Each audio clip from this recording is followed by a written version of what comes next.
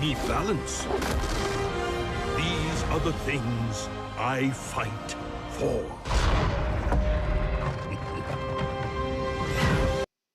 Welcome back to HGC NA, where we have Superstars down 0-1 to Gale Force Esports after Gale Force Esports did Gale Force Esports things on Towers of Doom. Best way to describe it. It was Gale Force. They drafted exactly what you'd expect Gale Force to do on the map that they selected. And, you know, to no surprise, they won in almost the identical fashion, a little more convincing than some of the other teams. Just a smidge. One thing to consider, too, is that is one of a better battlegrounds or a favorite battleground for Superstars, too. So that's one down for Superstars if they weren't able to get a victory over Gale Force Esports. We have some tweets from you guys. Hey. Let's see what you're saying. TPG_Raven says, wow, GF Esports providing a masterclass on this map. Hashtag HGC. You know, you have to go back to the Heroes of the Dorm days. Michael Udall and Akaface actually got a 40-0 game in the Heroes of the Dorm finals there. It's a map that they've always understood. That's interesting. And the Stitch of Medivh is definitely the milk carton. Okay. People go missing. You know, you put the face on the milk carton? Yeah. People go. Oh, I thought you didn't understand. Oh, no. The milk carton. Milk carton. Huh. Interesting. Yeah, that's a more, you know, a different way than some of the other ones. We're more describing the act that's happening, but it's like, no, it's just somebody's dead, so it's the milk carton. They go missing. Can you find them in time? No, the answer is usually no. Not unless you have a Zeratul. And then you just make sure they don't run away. That's how you do it. Oh, that's how you do it, huh? Yeah. Gust may be helping too? Yeah. No, not so much? Well, that's one battleground down. Soon we'll see where we're heading into the next battleground. It's always been generally that Superstars likes first pick, except the one time that they wanted to bust out the Cho'Gall. And then they chose map pick when they were down. Let's see what they want to pick out here. Towers of Doom. We're going to Braxis. Gale Force was the chooser of this, though. But, I mean, speaking of the Cho'Gall, this is where we witnessed it. This was my concern for Superstars going into the series, was a lot of their favored battlegrounds Are Gale Force's. are Gale Force's favorite battlegrounds, too. And Gale Force Esports plays that global game. If they get ahead even a little bit, Superstars, their weakness, their kryptonite is getting behind in the early game. It's almost like Gale Force is their kryptonite. What's the answer? Bust out the SS Hosty, you know? No. That's the only answer. The SS Hosty. Get him out here. Let's see it. I'm ready. Please don't. I was a joke. I know I'm not very good at delivering those, but please, Superstars, for the sake of my sanity, hold off on the SS Hosty.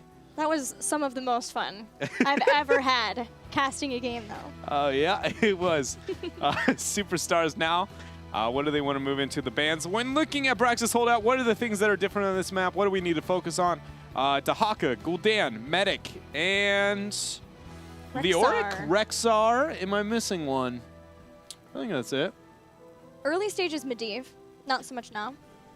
Sometimes. Yeah, in general, to put it into perspective, a strong top laner or ensuring you win the 4-man in the bottom lane. Yeah, and we often talk about the importance of having the 1 and having the 4, but this is just flat out the map that if you don't win either, you 90% of the time are not winning the game, unless your opponent makes an insane mistake. So what is the ban here? Do you ban the Ragnaros? They ban the Zarya. Zarya is a hero that gains higher value on this map than some of the other. Her skirmishing, her lane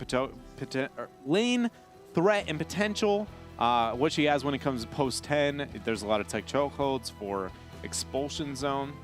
But that means that we are going to see Gale Force probably let Ragnaros and Tassadar through, or are they going to ban the Tass? I think you ban the Tass here with the Zarya removed.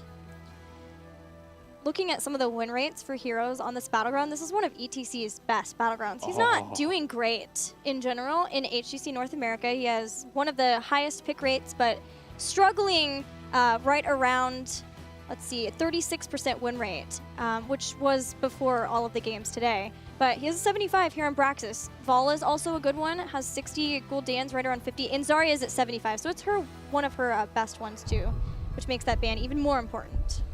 Gale Force Esports, though, look like they're going to remove the Malfurion here. Letting the Ragnaros, letting the Tassadar. Superstar's got a first pick Tass, right? You don't adjust. With Zarya off the table, you have to. It complement, and with the mouth banned out, like, it is the dream, because then you can move into any other support and still be fine. And they love Vala. Yes. That allows TAS Vala. There it is. So now Gale Force. Have we seen Gale Force? We've seen Gale Force Braxis. Yes. Zul'jin, Lieutenant Morales. Oh. Are we having fun yet? And Gul'dan, too. That is. Gul'dan over here. Oh, it's going to be the Morales boys. All right. So that means I can expect the Gul'dan ban on the side of Superstars and then the Zul'jin pickup. Is that it? Would they pick up Zul'jin without Morales? It seems like that's the magical combo. Would you pick up Zul'jin without Morales? I don't think so. No. Okay. Superstars with Tassadar now can't get Vala. She was denied to them. So who else can Tassadar complement? I would just, honestly, I would Tychus ETC, I think, more than anything. Tychus is underestimated in this map, in my opinion. The amount of just raw pressure he applies to the frontliner, even if you wanted to go, you know, something crazy, even moving to the bigger they are at 4, helping to be able to get that kill potential onto the front line with a Morales beam on them. And then it works well with Tassadar. You can be very, very aggressive. Just everything about him I enjoy. It doesn't accent the... Oh, my goodness. All right, so I'm just going to flat out say it. You and I had a bet before the series started. We did. We did have a bet. We had a bet. This actually might not be good for me, though, looking at it. The bet at home, or for us, for you guys at home to know, was how many Zul'jins we would see in this series. Both teams have picked Zul'jin in the past. Yes, so Gilly went in with 1. I said 1. I said 2. So it's only game 2, so this might be bad. Now I have to root for Gale Force that it's a quick 3-0. So this is going to be, you know, it's going to be the Zul'jin game. Why Zul'jin over Tychus? That's the only thing I ask myself every time I see the Zul'jin. Well, he is with Tassadar, so he's protected there. But why? What does Zul'jin do better than Tychus?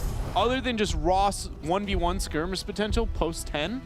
Like, if it's threat to the front line, he doesn't do that necessarily better than the Tychus does. He doesn't win in the wave clear department either. All he does is sit at a riskier health pool with more time-sensitive DPS. I mean, don't get me wrong, Zul'jin with the TAS is probably one of the few ways I want my Zul'jin, but I am kind of at a loss for why we see this spike of Zul'jin on Braxis Holdout. Yeah. You just Gul'dan, right? I mean, like, into Gale Force, or if I'm Gale Force right now, I just lock in the Gul'dan. I pick a strong solo laner with the Haka band out. I'm just gonna go like maybe a Leoric. If not, maybe gonna be moving into the Thrall. My Gul'dan medic wins the 4-man 100%. You don't lose. So I would just pick the Gul'dan and then just go, all right, now what do I do for my top laner? And if I do that, like, Morales wins the long game overall. Gul'dan wins the wave clear. There is no losing that 4-man unless Gul'dan just is insane out of position.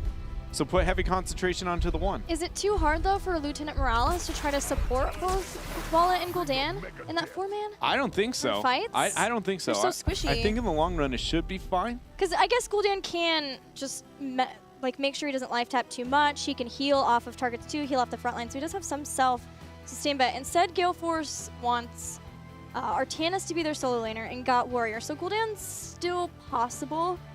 Also a potential still for his Superstars too.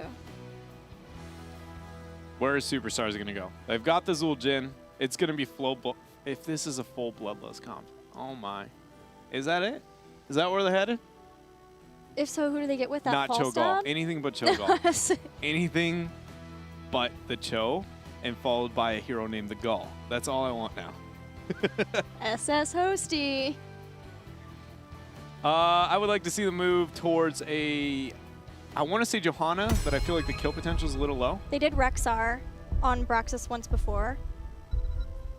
Like a Johanna Thrall, maybe? I don't know. Superstar's in a tough spot. Diablo. Who's the solo? And it's going to be the Thrall. Okay. And then I don't know, like I said, I thought the Gul'dan was a very free pick. They didn't have to in the last rotation. They obviously locked in the double warrior, can flex now. But I still feel like he's a must-have, really, in this scenario. I can't... other than maybe the Zul'jin is like good into a Gul'dan, and I'm missing something there, but I don't think so. What about Tychus? He's still available. Do you not like that as much now? I definitely like Gul'dan more. Again, just because with Morales, and then if I have that wave clear, I just become insane. My 4-man is unstoppable. And as long as my solo wins, which Thrall into Artanis is not as pretty as maybe that top lane could have been on the side of GFE in their draft by banning out the Haka. I can't think that was not a bad choice, maybe just not total min-max. But bottom lane should be convincingly in their favor. Yeah, Superstars has to put a lot into their Thrall this game. Well, it is Goku. Goku's been showing up for Superstars in a lot of ways. How bad do you think Superstars are going to lose that 4-man? It's going to look okay. At first, it's going to start out fine. You're like, okay, you're getting wave cleared a little bit, but as long as nobody overextends on the opposite side, like there won't be any kills, and it'll just get out wave cleared, and then it's going to hit this moment where the shrine spawns. And the skirmish is going to start, and if they don't open with just a flat insta-gim, you're going to be like, how do they win this?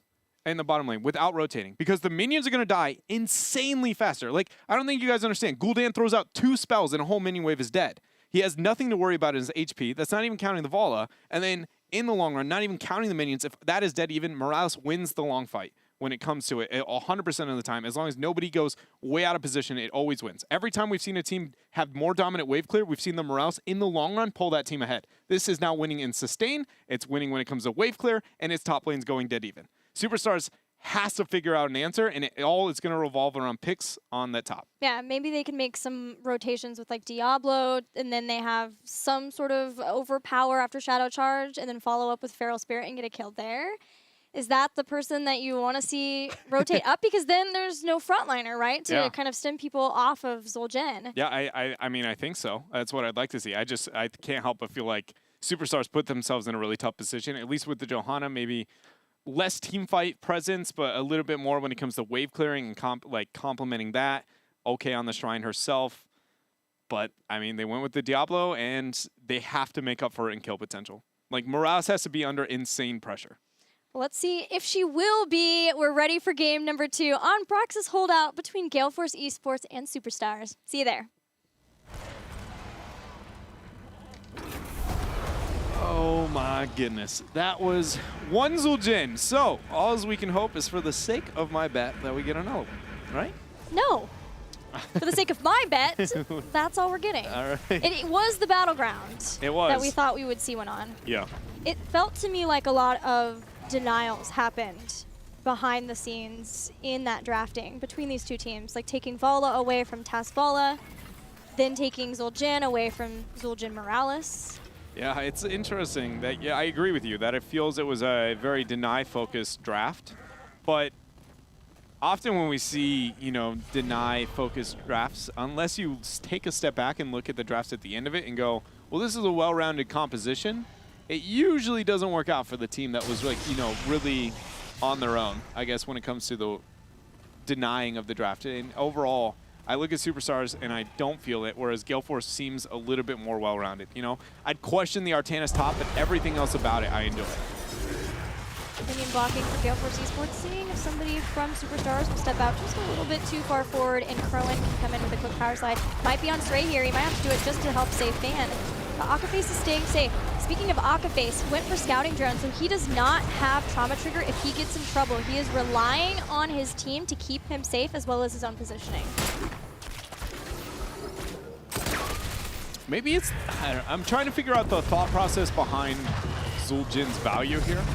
And maybe it's just the self-sustain with the percentage HP, having the opportunity with the E to going into revival, being able to keep yourself up. Like I said, I'm very lost on why that pick comes into play. Yeah, but generally, his wave clear is not very great it's terrible. for Zul'jin. Even if he's at 10% HP, even if he's at 10% HP, he takes longer than I think an average Tassadar would. Like, even sitting at maximum, attack speed without being just one-shottable.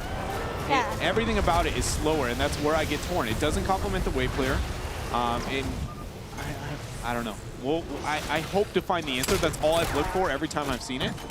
But already we see Gale Force's 4-man is pulling ahead. And it's only going to get worse. Well, Superstars are trying to supplement it. They have Tassar to help with wave clear, Lightning Bond on Rhaegar, but still it's like, well, I hope this Twin Cleave will go through the minions in the correct way so that it will take them down as much as we can, because Bala and Gul'dan are putting supreme pressure early on onto these towers, and the ammo is already halfway down for them. Yeah, it's not going to change. The top lane is the only thing, you know, that I was talking about that Superstars can rely on in this game. It's not going to be the bottom. And really, when Gale Force Esports finishes up this front wall, I would expect them to just 4-man swap. There's no reason to, you know, risk the fort. Just be like, all right, swap one more time. We're going to take top as well. Get the experience advantage. But for now, Superstars is pinned. And Mike Udall, Fan, and Akaface there just going to be flinging all their spells in their direction until they knock down that front wall and expect the transition. The Artanis, though, they volunteered. They banned the Dahaka. Yes. It's an interesting choice coming out from them. And Artanis didn't go amateur opponent either. Instead, getting reactive parry to help with some of the auto attacks, which do hurt from Thrall. Helping him out in that regard. Here comes Artanis getting the top beacon, and as we suspected, Stray has to move up to help Goku try to at least keep one beacon from being under the control of Gale Force Esports. And now there's one turret away. When that knocks down, Gale Force Esports should instantly get this clear. And they make the transition where they all rotate top and they say, one front wall down, we're going to take the other. They don't even worry about the shrine. Their 4-man is winning so ridiculously hard. You just go, don't lose anything anywhere else on the map. We are going to be able to pull very far ahead in this game. It's just waiting for Superstars to make the play. There goes the second tower. Artanis is swapping up with Thrall in the top lane. Yeah, they want to see if they can go for the fort instead of just getting towers. So Gale Force Esports will stay bot for now. Artanis even once again was able to get the shrine, and Stray is just now starting to move up to help. This is not going to be in time. The beacons are moving up, but finally Thrall will pick it up just in the nick of time. It's going to be at 94% where it stops. Oh man, Faye actually, nope, not going to get caught out there. I thought for a moment it might get ugly. I do question, this is not the first time that we've seen a team, you know, decide to commit to the fort over getting the swap. I mean, even internationally respected teams, some Korean, even having Dignitas, what is it? You got something to say? I was just going to say, in this instance, because their Zerg are pushing in the bottom lane, that might be where they want it. They just want to snowball super hard. Yeah, that could be it. It's the team's focusing more on the Zerg, but I can't help but feel like, you know, getting that experience advantage early on and then making that a bigger lead in some way is a more valuable decision in almost every way possible. You know, never risking anything. But I mean, it's working out. Gale Force right now, full control of this game. Diablo finally going to get the cap, realizing he's on the wrong side of the line of scrimmage on full retreat. Thrall and Artanis are getting a bit of a skirmish on top, though. And that might cost Artanis his life. He just burnt his swap. Stray's going to come in. Charge.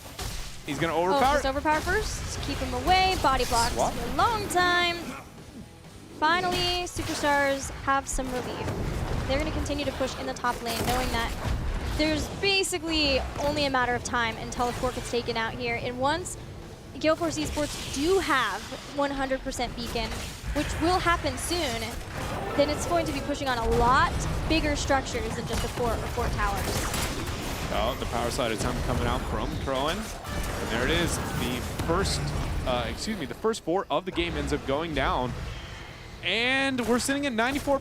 Superstars might be Gul'dan. Got him. Hey, by the way, that's Februar, and it's her birthday today, so everyone go and wish her happy birthday. Happy birthday to Februar! Happy birthday. In my unbiased opinion, she's the coolest person in the world. Yeah, no, that was really good analysis that you presented there. Everybody at home feels more enlightened because of the experience you presented, and I myself feel the same way. So thank you for everything you've attributed to this cast. Now that we're on to actual competitive Heroes of the Storm, that's 100 Zerg Rush. I know. The 4-man's going about. To the keep. I want to say things are going unexpectedly, but they are going depressingly suspectedly. Okay? Gale Force here, full control. 4-man's been dominating. The only variation we've seen this whole game is the fact that Diablo transitioned to top twice, and bottom was not swapped after the front wall and committed to the floor. That is what we've seen so far. 10 spikes going to hit after this front wall and half the floor. When that happens, is Gale Force going to be able to secure the keep? Today we'll learn. It depends. Superstars, with their lack of wave clear, are really depending on the Tassadar. My answer is going to be probably not. This keeps going down. Faye picked up Recklessness, so if Zul'jin gets below 50% health, his basic attack damage is going to be increased by 25%. Maybe that will allow Faye to bring down somebody from Gale Force Esports. You can see Faye is consistently throwing out those auto attacks to people, especially Vala, but so far they haven't been able to do so. Crowin. Solo dance party. Yeah. Respect it. Zoning Mosh. Also, keeps almost down. It's subtle, but I want to shout out, actually, Strafe's going to be used too. This is going down. 10s exist on one side of the map, and they don't exist on the other. No way. There they go. Shout out to Akaface. Had a really good cleanse. Udall going to be power flipped there into a tough spot. But the cleanse on the fan earlier when it went into the well is the sun. Very well done. He's able to keep the team up. And Gilly, I regret to inform you that we're 7 minutes and 50 seconds into the game, and Gale Force has managed to do exactly what we thought. I can even use Horrify there. That's how confident Gale Force were that they could get out of that spot. But heroic abilities are here for Superstars, and let's see it, Iacona. Where's that? Give me the lust! There's no way he does it. I think he's hiding it because he's going to break it out as soon as the fight happens. Superstars know they need to fight. They're going in for it now. Oh, is it going to be the Bloodlust? Is he going to take it? Pinned against the wall. Good cleanse coming out. He's still yet to be able to take it. They end up going on top of it. There's going to be the Earthquake. Ancestral Healing is the choice. Root now going on to Artanis. A lot of harass. There's going to be the Horrify splitting everybody there. Saray still has the Apocalypse available, but they're going to back right on out there as Faye got a reasonable amount of harass as well. You want Ox is right. That's a You want Ox. It's almost finished. It almost done. Not there quite yet. No Tazdingo, no Ancestral Healing, but it does seem like Superstars are fully committed to the Zul'jin. Also, she went full passive build, not moving into the queue at all. Yeah, with you on Axe, let the killing begin, and yeah, that's what I was mentioning, is Recklessness. Trying to bank on, if Zul'jin gets below 50% health, just being able to blow somebody up, use Tazdingo for as long as possible, but with Tassadar's shield and Iacona's heals, so far, Faye's staying nice and healthy. Here goes the swap, cleanse used just in case, Faye stays alive.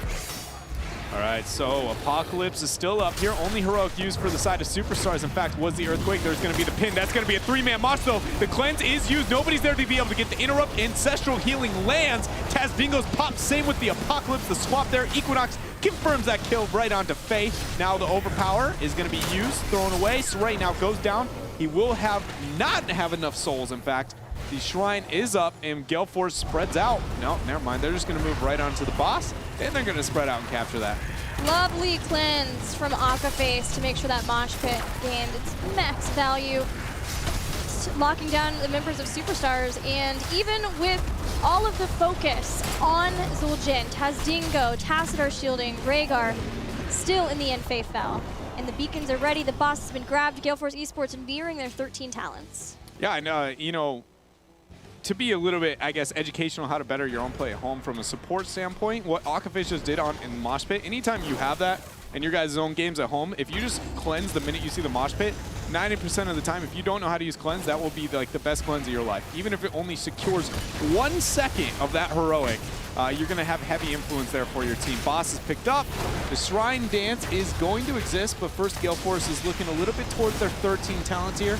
Make sure they get split pressure on the bottom. 2 catapults are going to be there along with the camp. So really, you know, putting the ball in Superstars' court. And so far, they've been looking at those, I was just going to say half-court shots, but Equinox instantly lands it, deleted as well. Now Saray's getting body blocked. The Earthquake is down, but I don't think he's getting out. Equinox goes in for a Blade Dash 2, hits Iacona, is trying to run away, has Ghostful form. Faye might be the next one to get caught out. Fan is going in for an aggressive flank too. Doing what they can, Power Slide hits, Ancestral Healing buys some time for Faye. Faye also has Tazdingo, giant swap, pulls Faye back into the back, won't even use Tazdingo. Faye knows there's just no way to get out of that situation. Better to just save the heroic for the next battle. It is to be able to preserve that here. Now Thrall reserved towards that bottom. He's going to be able to get the clear. We're looking at our, you know, another 100-0 Zerg rush. What do you do if you're Superstars? Anything? Is there an answer? Look at them. They're so sad and lonely. There's only 5,000 HP on those puppies, too. Try, I don't know, try to get a fight outside of it. There's no 13 for Superstars. I mean, the options are very limited. Yeah, it has to be the answer, right? I mean, is to be able to get the pick outside of it. It's just, I don't know if they're ever going to be given it here. We'll see. There's going to be the swap attempt. Unstoppable was used there, so Cleanse is already burnt. FaZe in a tough spot. Tazdingo use. He's going to end up not getting hit by the Apocalypse there. Oh, and there it confirming is. The kill. Yeah, uses Tazdingo and just takes down that beefy health bar of Equinox. Crowan now has been thrown in, has to power slide away. This is giving Superstars time to clear out the Zerg, but it won't be in time to save their keep. Oh, the shield. Our shields? Oh, he clutches it out. Barely. Hey, that is a healthy keep, so no catapult pressure coming out from that lane. And we saw that was a moment where Zul'jin did Zul'jin things. Yes.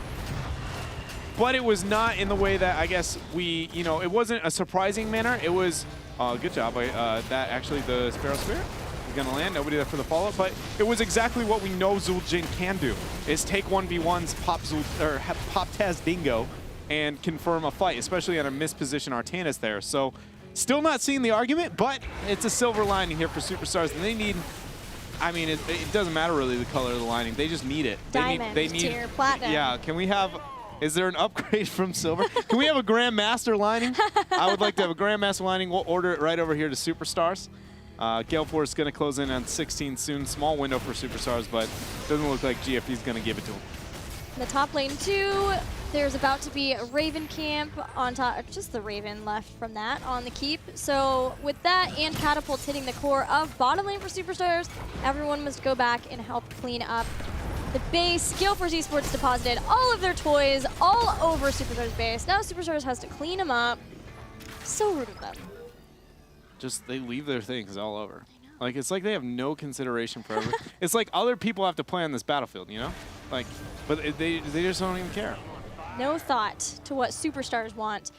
They really want 16 is the first thing, because Gale Force are going to have that as beacon spawn. Covert Ops mission. Here we go. Secret Diablo's on the run. He's going to get the kill. Crowan, power slides out. Huge damage there coming out from Gul'dan.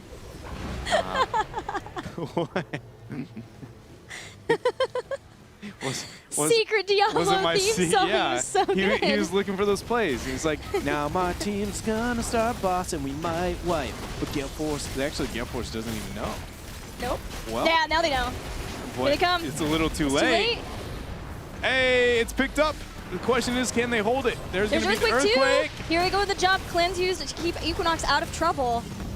So Superstars get no kills, but they get this brief moment where they can get some beacons. We asked for a Grandmaster level lining, and I think we have in fact found it. Number 1, the theme song helped.